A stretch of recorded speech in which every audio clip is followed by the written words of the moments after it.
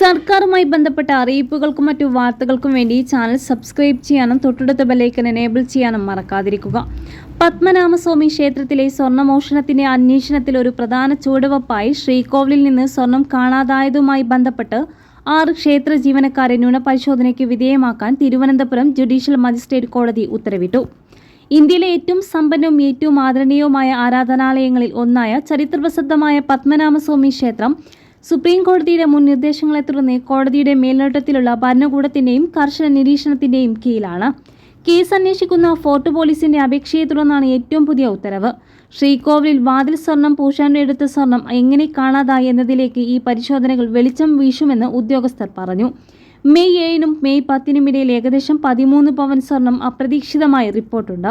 അന്വേഷണത്തിനിടെ നഷ്ടപ്പെട്ട സ്വർണത്തിന്റെ ഒരു ഭാഗം ബാറുകളുടെ രൂപത്തിൽ ക്ഷേത്ര പരിസരത്ത് മണൽ കുഴിച്ചിട്ട നിലയിൽ കണ്ടെടുത്തു. നഷ്ടപ്പെട്ട സ്റ്റോക്കിന്റെ ഭാഗമാണിതെന്ന് പോലീസ് വിശ്വസിക്കുന്നു. പോളിഗ്രാഫ് പരിശോധന നടത്തുന്നതിന് മുമ്പ് 6 ജീവനക്കാരിൽ ഓരോരുത്തരിൽ നിന്നും രേഖാമൂലമുള്ള സമ്മതം വാങ്ങാമെന്ന് കോടതി നിർദ്ദേശിച്ചു. അത്തരം ഫലങ്ങൾ നേരിട്ടുള്ള തെളിവായി സ്വീകാര്യമല്ലെങ്കിലും മൊഴികളിലെ പൊരുത്തക്കേടുകൾ വിലയിരുത്തുന്നതിനും സൂചനകൾ സ്ഥാപിക്കുന്നതിനും അന്വേഷണ ഉദ്യോഗസ്ഥരെ സഹായിക്കുമെന്നും കോടതി നിർദ്ദേശിച്ചു. ഫോറൻസിക് നടപടിക്രമങ്ങൾ ഉടൻ പൂർത്തിയാക്കുമെന്നും പോളിഗ്രാഫ് ഫലങ്ങൾ കാണാതായ സ്വർണം മോഷ്ടിക്കപ്പെട്ടതാണോ, നഷ്ടപ്പെട്ടതാണോ അതോ നവീകരണ പ്രവർത്തനത്തിനിടെ ഒളിപ്പിച്ചതാണോ എന്ന് നിർണ്ണയിക്കാൻ സഹായിക്കുമെന്നും ഉദ്യോഗസ്ഥർ പറഞ്ഞു.